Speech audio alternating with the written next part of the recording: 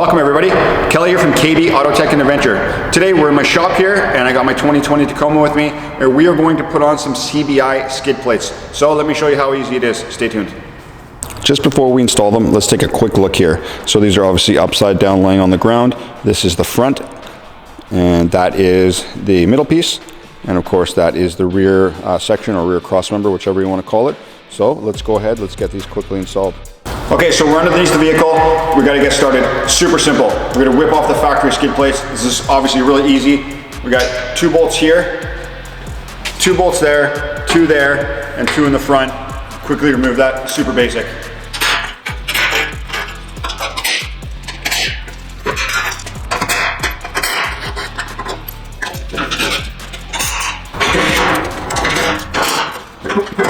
All right, now that we got the skid plate off, we're on to our next step. I want to point out something very important here, which a lot of people have asked in previous videos that I've seen that I watched on the skid plate, and that is if this fits with diff spacers. So you'll notice I have diff spacers in here already. Diff spacers are in, and as far as I understand, this is going to fit with diff spacers. So we're going to verify that here on the install. So anyways, let's move on to the next step. So we're going to need to remove this bracket next. You can see that we have some 17mm bolts, 2 here, 2 here, 2 right there, and 1 right there. So let's go ahead and let's pull those off really quick.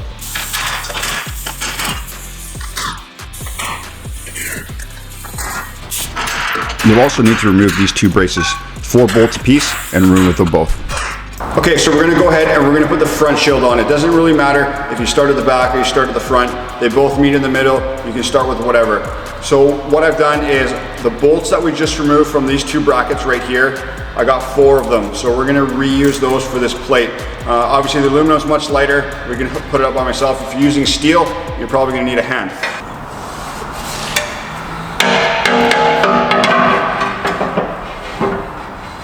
Just lift it up into place and you can start some of these bolts by hand.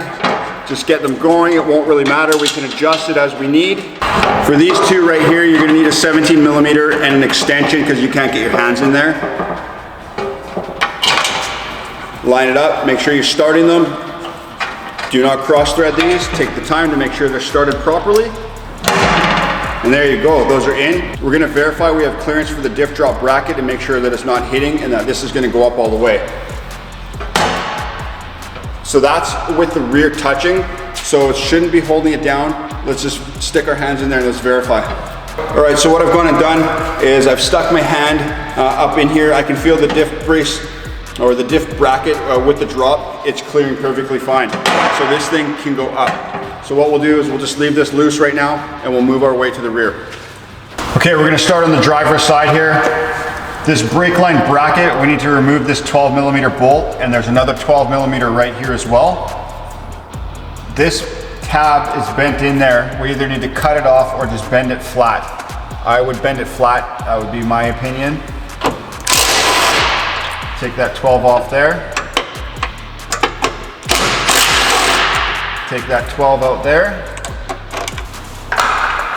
What's gonna happen is the shield is gonna slide up underneath here. So we need to flatten this bracket out. You could cut it off, but I'm not going to. I'm just gonna bend mine flat.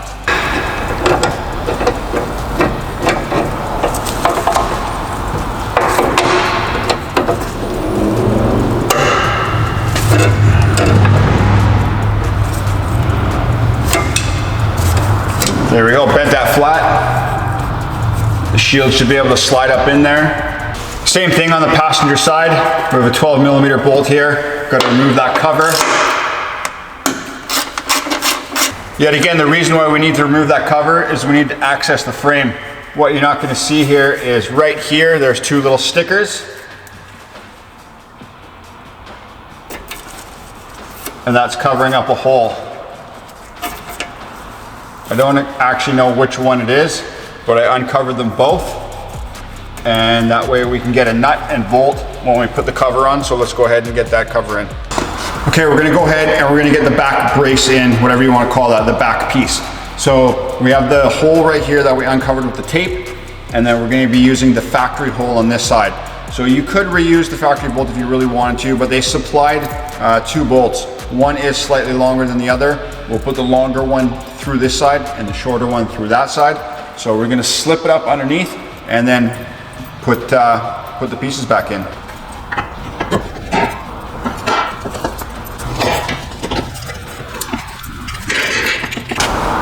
Okay, so I got the 2 bolts in. This thing's loose, it's still hanging in there. I've lined it up over there. I've got that bolt started. I got the nut and the bolt on that side. So we're gonna go ahead and we're gonna start on the main plate before we tighten any of this down. So let's get that done. Okay, so we're gonna go ahead and install the last piece of the skid plate. So what we're gonna need, we have 4 bolts essentially just like this. And what is gonna happen is those are gonna go through the cross members. This square will go on top like that. And, sorry, this nut will go on like that. On the rear to this bracket right here, we have 4 like that, and it's the same thing. Those are gonna go through, and then we're just gonna put that nut right on top like that. So what we can do to get going is just install the rear first. That way we can just put it up there by myself. If you had a stand or something, or a friend, it might be a little bit easier, but I'll go ahead and I'll just install the rear of it first.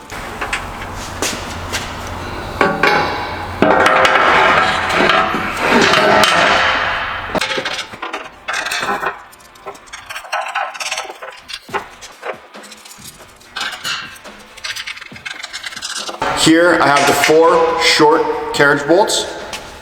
Right here I have the 2 longer carriage bolts, and right here I have the other 2 longer carriage bolts. So we're gonna need to tighten those down. Basically what you're gonna need to use is a 9/16 ratchet wrench, or ratchet if that's what you got. But either way, it's a little bit tight. You just gotta reach up in there and get all of those tightened down. So I'm gonna go ahead and tighten this one up, then we'll tighten the rear, and then we'll tighten the front shield, and we're basically all done. So let's just get that going. Okay, now that everything in the rear is tight, we just gotta quickly cinch down the front plate. We got 2 13mm bolts right here. Those are good. And we have, I guess, the 4 bolts right here, factory ones.